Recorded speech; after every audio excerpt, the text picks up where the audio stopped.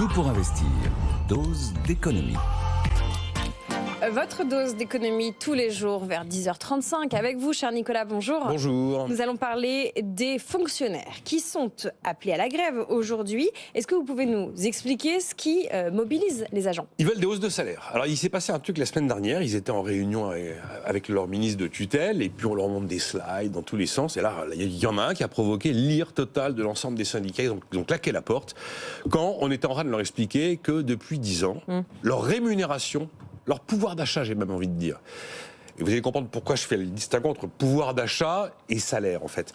Eh bien, il avait augmenté plus que l'inflation en l'espace de 10 ans. Alors, ils ont très mal vécu l'histoire parce qu'en fait, généralement, les syndicats de fonctionnaires, quand ils vont voir l'exécutif, ils veulent une hausse du point d'indice. C'est-à-dire, c'est l'élément de rémunération, l'augmentation globale et générale de l'ensemble des agents, qui est un choix politique tous les ans. Le point d'indice, il a été augmenté de 3,5% en 2022, d'1,5% en 2023, et il est clair que là, 2024 s'annonce comme une année blanche. Si on augmente d'un point le point d'indice, c'est 2 milliards d'euros d'un coup pour les finances publiques. Il n'y a plus beaucoup d'argent en ce moment. Et donc, comme ils ont bel et bien compris qu'on n'allait pas leur accorder de hausse du point d'indice, ils ont arrêté de discuter et ils sont appelés à la grève aujourd'hui. Bon, alors est-ce que vous pouvez nous démontrer si c'est vrai ou si c'est faux ? Alors, cette rémunération moyenne des fonctionnaires, elle progresse plus vite que l'inflation. Oui, en plus, c'est vrai. Alors là, il faut prendre un petit peu de recul sur la façon statistique de regarder les choses. Le ministère, pour justifier les chiffres que je vais vous donner, a pris ce qu'on appelle la RMPP, la rémunération moyenne des personnes présentes. C'est un élément statistique d'observation de la rémunération des fonctionnaires qui fait que vous prenez uniquement la situation des gens qui sont en poste depuis un certain temps, en tout cas depuis plus de 2 ans, pour avoir une photographie la plus fidèle possible. Et donc, vous évitez les biais statistiques qui entrerait dans le calcul si on prenait la situation des entrants. Parce que la situation des entrants, évidemment, eux, ils rentrent au point d'indice. Oui. Et donc, à ce moment-là, les moyennes baisseraient considérablement. Alors, on peut considérer que c'est un biais, enfin, c'est une lecture statistique qui serait malhonnête ou pas. En tout cas, elle est cohérente dans la façon d'observer la masse salariale de la fonction publique.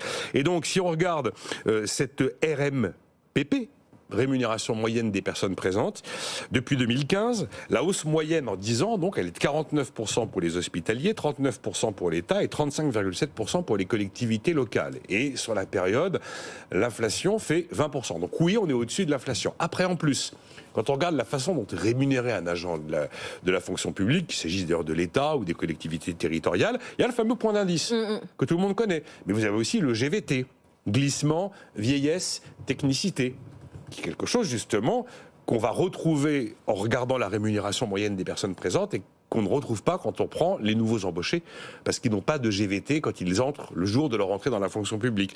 Il y a aussi le SFT, le supplément familial de traitement, qui sont un système d'allocation familiale réservé à la fonction publique qui s'ajoute aux allocations familiales universelles que tout le monde connaît.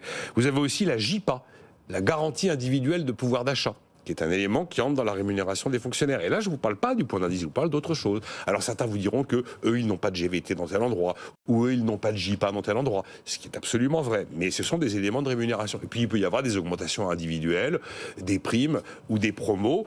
Et donc, oui, quand le gouvernement leur explique, en regardant la RMPP, que la hausse est supérieure à l'inflation sur 10 ans, c'est en effet la réalité. GVT, SFT, JIPA... SFT, pardon. JIPA, vous nous noyez d'acronymes. Non, il y en a d'autres, hein, mais bon, j'ai pris les principaux. Question toute simple. Qui est le mieux payé entre le privé et le public ? Ça va dépendre des métiers et ça va dépendre des niveaux hiérarchiques. Je vais faire très simple, j'ai même pas mis de chiffres parce que d'abord les différences sont pas monumentales.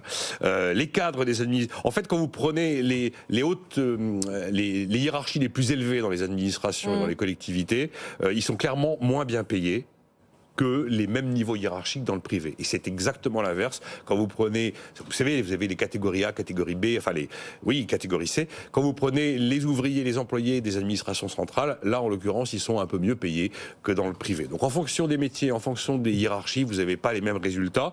Maintenant, il y a un vrai sujet. Alors là, il y a un sujet particulier concernant les enseignants. Parce que le niveau de rémunération des enseignants aujourd'hui dans la fonction publique est tellement dramatique qu'on a totalement tué l'attractivité du métier. Et on n'a pas 2 fois plus de postes à pourvoir qu'il n'y a de candidats désormais, mais notamment dans les filières mathématiques, on n'a pas assez de candidats tous les ans au CAPES par rapport au nombre de postes à pourvoir. Donc on manque de vocations. Donc là, il y a un vrai sujet. Après, quand on fait la comparaison entre le privé et le public, il y a une différence de taille, mais qui est vieille comme le monde, que tout le monde connaît, sur le calcul de la retraite. c'est sur les 6 derniers mois dans la fonction publique, c'est sur les 25 meilleures années dans le privé. Quand on regarde sur l'ensemble d'une carrière, c'est quand même un élément important. Et puis, il y a aussi une différence de taille, principalement concernant les collectivités locales, quand on regarde le temps de travail. Oui. Parce qu'on sait que dans les collectivités locales, on a tendance à être généralement en dessous des 35 ans par semaine. Ce n'est pas le cas dans la fonction publique d'État, mais c'est le cas dans la fonction publique territoriale. Voilà quelques éléments que je peux vous dire de comparaison publique-privée. Voilà, un petit peu de nuance. Cette grève des fonctionnaires est-elle justifiée? Nicolas Dos vous a répondu. Si c'est sur le point d'indice, oui, ça c'est sûr, le point d'indice, on est bien parti pour avoir une année blanche.